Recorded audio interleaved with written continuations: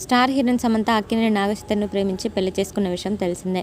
వీరి పెళ్లిని వారి కుటుంబాలతో పాటు టాలీవుడ్ ఫ్యాన్స్ కూడా ఎంతగానో సెలబ్రేట్ చేసుకున్నారు.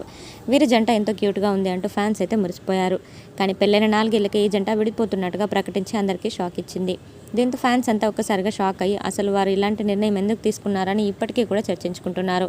తాజాగా నాగచైతన్యతో విడిపోవడమై సమంత మరోసారి పరోక్షంగా వ్యాఖ్యలు చేసింది. విడాకుల గురించి ప్రకటించిన తర్వాత తన జీవితం ఎంతో కష్టంగా సాగిందో చెప్పుకొచ్చింది.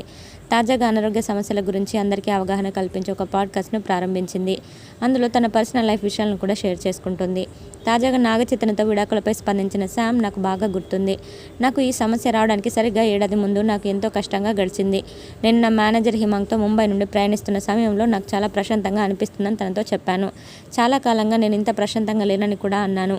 ఫైనల్గా నేను ప్రశాంతంగా ఊపిరి తీసుకోగలుగుతున్నాను, తృప్తిగా నిద్రపోగలుగుతున్నాను, లేచి నా పనిపై నేను దృష్టి పెట్టగలుగుతున్నానని అనిపించేలోపు నాకు ఈ కండిషన్ ఉందని తెలిసింది అంటూ సమంత రివీల్ చేసింది.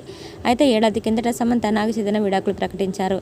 దీంతో దాన్ని ఉద్దేశించి శామ్ కష్టంగా గడిచిందని చెప్పి ఉండవచ్చని అందరూ భావిస్తున్నారు.